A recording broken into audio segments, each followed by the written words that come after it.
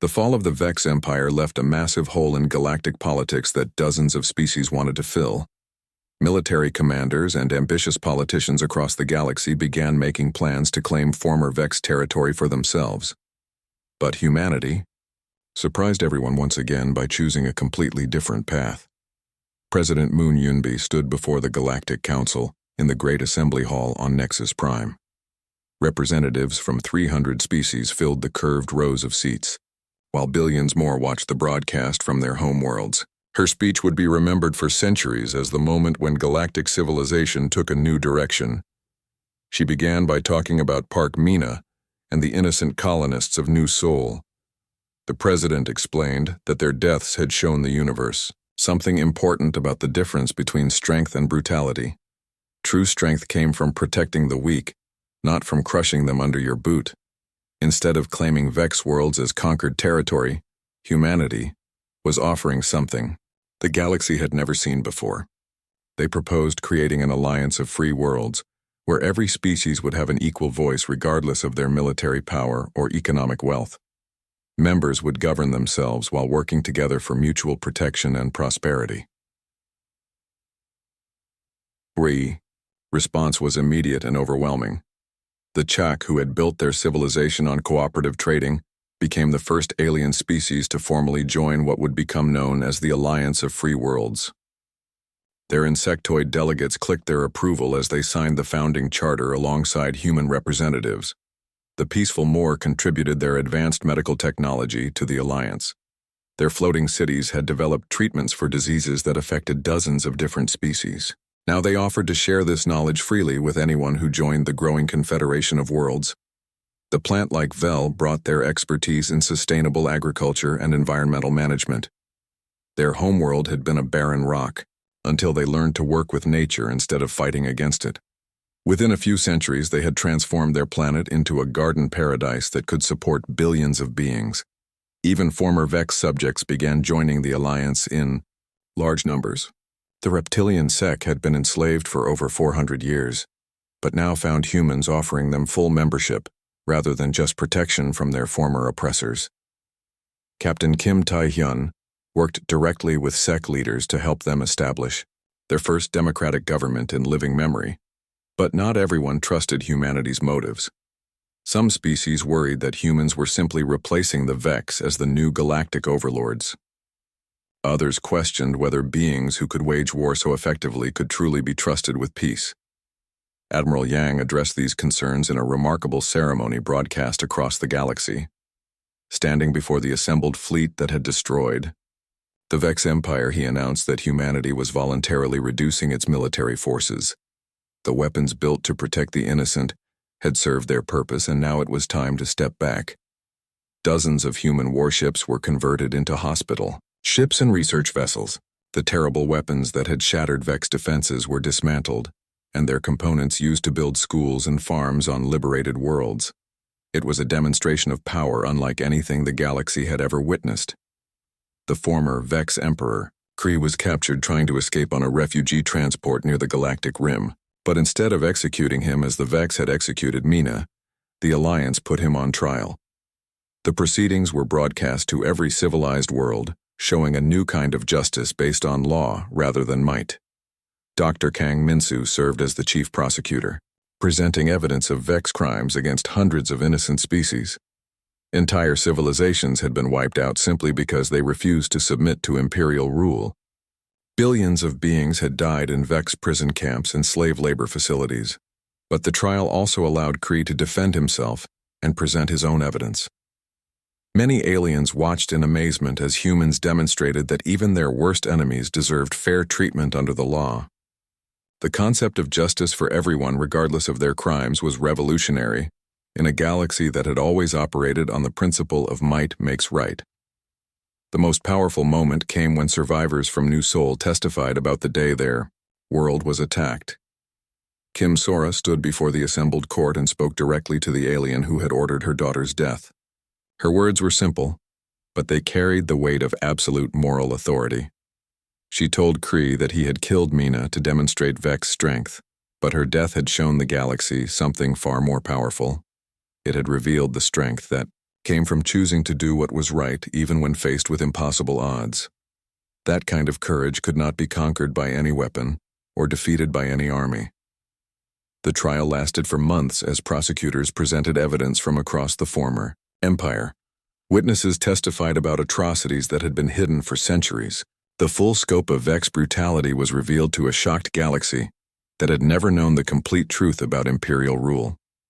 Kree was found guilty of crimes against sentient beings and sentenced to life imprisonment. But he would live in comfortable conditions with access to books and entertainment and regular visits from family members. The contrast with Vex justice could not have been more obvious. As the former emperor was led away to begin his sentence, many observers realized they had witnessed something unprecedented. For the first time in galactic history, a conquering power had chosen mercy over revenge. The Alliance had proven that civilization could advance beyond the endless cycle of violence that had defined interstellar politics for millennia. The galaxy was changing in ways that no one had thought possible. And it had all started with one young teacher who refused to let fear silence her voice in the face of tyranny. The morning sky turned dark as massive ships blocked out the twin suns above New Sol. Mina was feeding the chickens behind her house when the shadows fell across the yard. She looked up and felt her heart stop beating for a moment. 5 enormous, gray warships hung in the air like metal clouds. She had never seen anything so terrifying and beautiful at the same time. The ships were Vex battlecruisers, each one longer than the entire main street of New Sol. Their hulls were covered in weapon ports and sensor arrays that glowed with red and orange lights. The largest ship had symbols painted on its side that Mina could not read, but somehow she knew they meant death and destruction. Air raid sirens began wailing across the colony. Captain Lee Do-hyun had activated the emergency warning system, though. Everyone knew their 12-person defense force could not fight even one Vex warship. The sirens told people to gather in the main square and wait for instructions. Running would be useless on a farming world with nowhere to hide. Mina ran inside to find her mother Kim Sora packing a small bag with important papers and family photographs. Her hands were shaking, but her voice was steady when she spoke. She told Mina they needed to stay calm and do whatever the Vex soldiers demanded. Fighting back would only make things worse for everyone in the colony. They walked together through streets filled with frightened neighbors. Children cried and clung to their parents while adults whispered prayers and tried to look brave. Administrator Choi Hana stood in the square using a loudspeaker to tell everyone to remain peaceful and cooperative. She reminded them that New Sol had always followed Vex laws and paid all required taxes. The Vex landing ships came down like falling meteors. They hit the ground with tremendous crashes that shook the buildings and sent clouds of dust into the air. The landing craft were smaller than the warships, but still huge compared to anything the humans had ever built. Their sides opened with hissing sounds and metal ramps extended to the ground. Vex soldiers marched out in perfect formation. They were even more frightening in person than Mina had imagined from news broadcasts. Each one stood over 7 feet tall, with gray skin stretched tight over powerful muscles. Their yellow eyes glowed like flames and their mouths were full of sharp teeth designed for tearing flesh. They wore black armor covered in spikes and carried energy weapons that hummed with deadly power. Commander Zack was the largest and most terrifying of all the aliens. His armor was decorated with medals and symbols showing his rank and battle honors. Scars covered his face and arms, telling the story of countless fights and victories. When he spoke, his voice was like grinding metal, and every word carried the promise of violence. He announced that New Sol had been selected for what he called educational discipline. The colony would serve as an example to teach the galaxy about Vex power and the consequences of defying their empire. Mina wanted to scream that they had never defied anyone, but she knew speaking would only bring punishment. Vex technicians began setting up strange equipment around the square. The devices looked like cameras and broadcast transmitters, but they were far more advanced than anything humans used. Mina realized with growing horror that whatever was about to happen would be transmitted across the galaxy for everyone to see. The technicians worked quickly and efficiently. Within an hour, they had created a complete broadcast studio in the middle of the colonial town square. Lights and cameras surrounded the area where all 3,000 colonists knelt in neat rows. The equipment would carry signals to every major news network in known space. Commander Zack spoke to the cameras. about human weakness and the price of challenging Vex authority. He explained that New Sol represented all the pathetic species that lived under Vex protection. The demonstration would show what happened to those who forgot their place in the galactic order. But New Sol had never challenged anyone. They were farmers and teachers who wanted nothing more than to grow their crops and raise their children in peace. The injustice of it made Mina feel sick to her stomach. They were being murdered not for anything they had done, but simply because they were human and defenseless. The commander walked among the kneeling colonists like a predator choosing his prey. His yellow eyes studied each face, looking for the perfect victim to make his point. He needed someone young and innocent whose death would have maximum impact on viewers across the galaxy. When his gaze fell on Mina, she felt like a small animal caught in the headlights of an approaching vehicle. There was no mercy in those alien eyes, only cold calculation about how her death could best serve his purposes. He pointed at her with one clawed finger, and 2 soldiers dragged her to the center of the square. The cameras focused on her face as she knelt in the dust before the commander. Billions of beings across hundreds of worlds were watching this moment.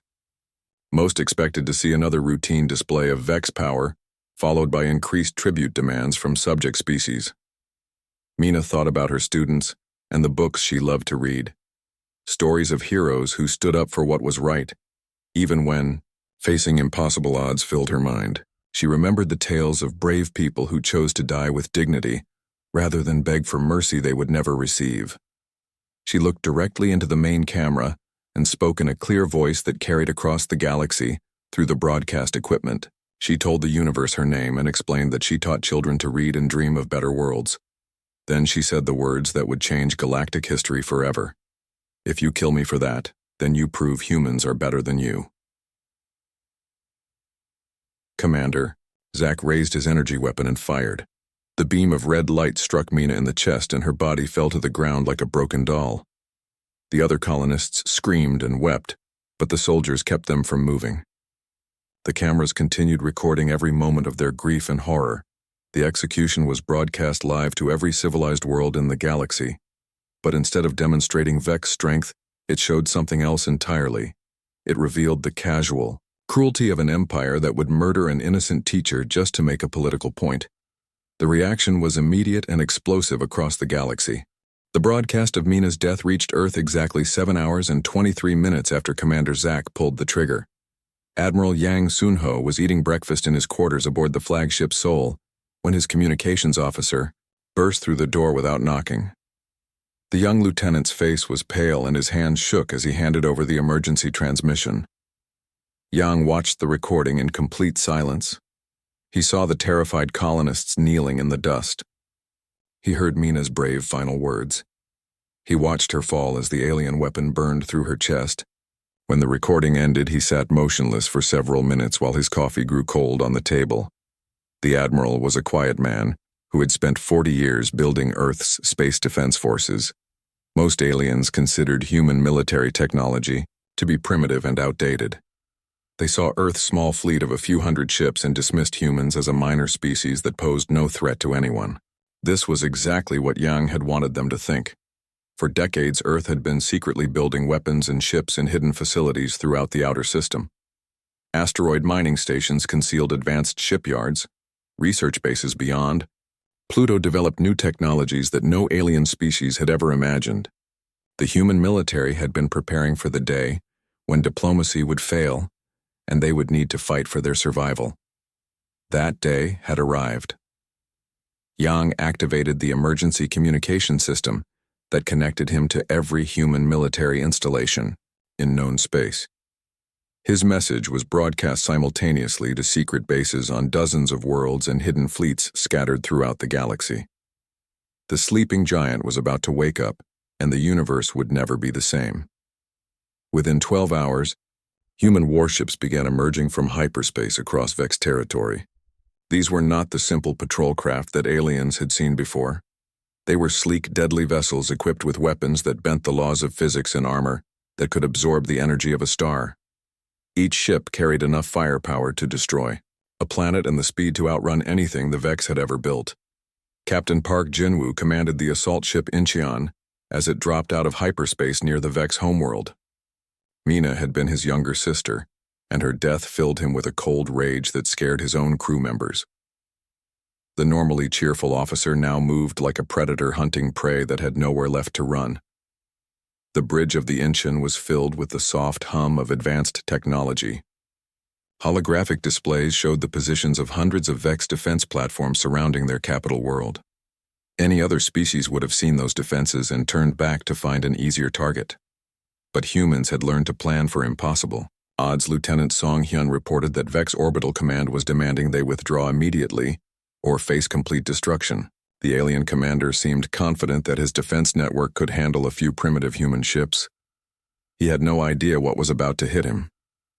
Jinwoo's response was broadcast on all frequencies, so every ship in the system could hear his words. He told the Vex exactly why the human fleet had come and what they intended to do about his sister's murder. Then he gave the order that would begin the destruction of an empire. The battle lasted 6 hours and 17 minutes. Human ships moved through space like nothing the Vex had ever encountered. Their gravitational drives could bend space-time itself, allowing them to appear and disappear faster than enemy sensors could track. Their weapons fired projectiles at tremendous speeds, while their defenses turned enemy energy attacks into power for their own systems. The Vex defense platforms had been designed to stop conventional fleets using conventional tactics. They were completely unprepared for ships that could phase in and out of normal space or weapons that ignored traditional shielding technology. One by one, the great fortresses that had protected the Vex homeworld for centuries were reduced to glowing debris. Admiral Yang coordinated the broader campaign from Earth's new command center buried deep beneath the Rocky Mountains. Reports flooded in from across Vex space as human fleets struck simultaneously at military bases and supply depots. But they carefully avoided civilian targets, making their message clear. This was justice, not genocide. The Vex Emperor Kree watched his empire crumble in real time from his palace on the capital world. His greatest fleets were being systematically destroyed by a species he had always considered weak and harmless. Desperate messages poured in from commanders begging for reinforcements that no longer existed. The Emperor sent urgent communications to other major powers asking for help against the human assault. But the galaxy had seen Mina's execution broadcast. The peaceful Moor began organizing protests against Vex brutality. The trading guilds cut off all commerce with Vex worlds. Even the warrior clans of Tor declared that killing an innocent teacher was dishonorable beyond measure.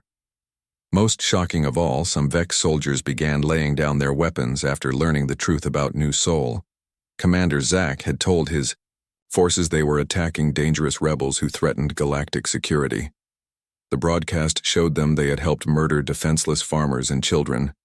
Many found they could not continue serving an empire built on such lies. Within 2 weeks, the Vex military was in complete collapse. Their communication networks had been hacked and destroyed.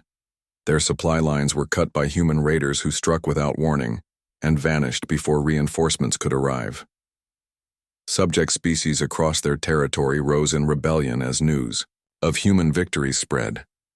The empire that had ruled through fear for 3 centuries was falling apart faster than anyone had thought possible. And at the center of it all was the memory of a young teacher who had faced death with courage and spoken truth to power in her final moments. The galaxy was about to learn that some things are worth fighting for, and some lines should never be crossed. Humanity had been peaceful for so long that everyone forgot they could be warriors when they needed to be. Now the universe would see what happened when you awakened a sleeping giant by murdering its children. 5 years after the broadcast that changed everything, the galaxy was completely different from what it had been before. The Alliance of Free Worlds now included over 400 species from tiny, peaceful civilizations to mighty warrior races that had hidden in the cosmic darkness for thousands of years. On New Sol, the rebuilt colony had become something far greater than anyone could have imagined. The small farming community was now home to the Park Mina Memorial University, the most prestigious center of learning in known space. Students from dozens of species came here to study everything from quantum physics to interspecies diplomacy. Kim, Sora stood in the main lecture hall addressing a class of young beings from across the galaxy. Her hair was gray now and her face showed the lines that came with age and sorrow, but her voice was still strong when she spoke about her daughter's life and death. The university's motto was carved in stone above the entrance in the languages of every Alliance species. The words came from Mina's final broadcast, and they reminded everyone who passed through these doors why education and courage mattered more than weapons and fear. Captain Park Jin-woo had retired from military service to become the university's Dean of Student Affairs. The man who had once commanded a warship now spent his days helping young people from different worlds learn to work together. He often told new students about his sister and how her simple act of defiance had sparked a revolution that freed half the galaxy. The memorial garden where Mina died had become a place of pilgrimage for beings across known space. Representatives from every Alliance species had planted trees there, creating a living symbol of unity growing from tragedy. Children played between the growing plants while their parents read the simple plaque that marked the spot where everything changed. But perhaps the most important change was in how different species related to each other. The old galactic order had been based on fear and domination, with strong civilizations conquering weak ones in an endless cycle of violence. The new alliance operated on principles of cooperation and mutual respect that seemed impossible just a few years earlier. Wars still happened, but they were smaller and resolved more quickly through negotiation rather than conquest. When conflicts arose, alliance mediators would step in to help find solutions that worked for everyone involved. The concept of win-win agreements was spreading throughout civilized space. Ambassador Choi Hana now served as Earth's representative to the Alliance Council. The woman who had once administered a small farming colony now helped govern an interstellar federation of hundreds of worlds. She often reflected on how much had changed since that terrible morning when Vex ships appeared in New Sol's sky. The Vex species itself had evolved beyond recognition after the fall of their empire. Freed from the brutal imperial system, many young Vex embraced Alliance values of cooperation and learning. Some even applied to study at Park Mina Memorial University, working alongside the descendants of species their empire had once oppressed. Former Commander Zack spent his days in an Alliance rehabilitation center, participating in programs designed to help war criminals understand the impact of their actions. Every year on the anniversary of Mina's death, he wrote letters of apology to her family, though he never expected or asked for forgiveness. The rehabilitation program was another Alliance innovation that amazed the galaxy. Instead of simply punishing criminals, the new system tried to help them become better people who could contribute to society. Many former Vex officers had graduated from the program and now worked as teachers or counselors, helping others avoid the mistakes they had made. As the 5th anniversary of the broadcast approached, President Moon prepared to address the galaxy.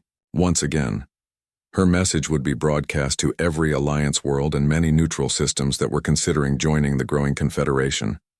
The speech would be simple, but profound. She would talk about how one young woman's courage in the face of evil had proven that the smallest light could drive away the deepest darkness. Mina had been just a teacher on a farming world, but her refusal to be silent had toppled an empire and changed the course of galactic history. The president would remind her audience that true strength did not come from the ability to destroy, but from the wisdom to protect and nurture. The Alliance had learned this lesson, and it had made them stronger than any empire built on fear and oppression. In classrooms across 400 worlds, children learned about the teacher who faced death with dignity and sparked a revolution. With her final words, they studied the lessons of New Sol, that tyranny contained the seeds of its own destruction, and that courage could be found in the most ordinary people. The story of Park Mina had become legend, but it was a legend based on historical fact. Every detail was carefully preserved and taught to new generations, so they would understand the price of freedom and the power of standing up for what was right. Young beings across the galaxy grew up knowing that sometimes the greatest victories came not from winning battles but from refusing to let fear win over hope. They learned that a single voice speaking truth could be more powerful than the largest army, and that ordinary people could change the universe if they had enough courage. The memorial garden on New Sol continued to grow as new species joined the Alliance and added their own trees to the living monument. Each plant represented a world that had chosen cooperation over conquest and hope over fear. Together they created something beautiful from the soil where innocent blood had been spilled. As visitors walked through the garden, they could read stories about Mina's life and death carved into stone markers placed between the trees. But they could also see the future growing all around them in the form of young people from dozens of species, studying and playing together in harmony. The galaxy had learned that civilization could be more than just the strongest species ruling over the weakest. It could be a community where everyone had value and everyone had a voice. And it had all started with one brave teacher who refused to die in silence. The twin sons of Kepler 442 painted the rice fields in golden light as Park Mina walked between the rows of green plants. Her bare feet splashed through the shallow water that covered the farming plots. The 20-year-old woman hummed a song. Her mother taught her years ago back on Earth. She did not know that today would be the last normal day of her life. Mina stopped to check the rice plants growing in Section 7. The grains were almost ready for harvest. In 2 weeks, the entire colony would come together to gather the crop that would feed them through the winter months. She smiled, thinking about the harvest festival they planned. There would be music and dancing, and the children would perform the play they had been practicing for months. The colony of New Sol sat in a wide valley between two mountain ranges. 3,000 humans lived here in simple houses made from local stone and wood. They had arrived 15 years ago on one of the last colony ships to leave Earth. Most of them were farmers and teachers and doctors who wanted a quiet life far from the crowded cities of their home planet. Mina loved this place. She loved the clean air and the sound of wind through the wheat fields. She loved watching the children play in the streets after school. Most of all, she loved teaching them about the universe and all the wonders it contained. Her classroom was small but filled with books and star charts and pictures of distant worlds. Her mother, Kim Sora, ran the only school in the colony. She taught the older children about history and science while Mina worked with the younger ones on reading and basic math. Every morning they would walk to school together through the main street of the town. The other colonists would wave and call out greetings as they passed. The colony had a simple government led by Administrator Choi Hana. She was a kind woman in her 50s, who had been a city planner back on Earth.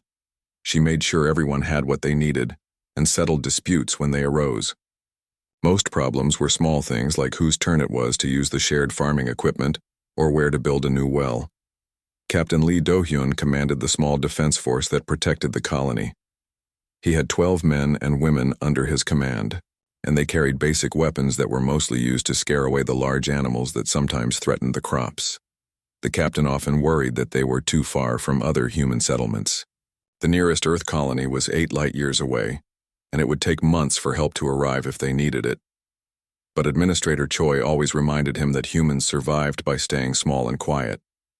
They paid their taxes to the Vex Empire that controlled this part of space. They followed all the rules and caused no trouble.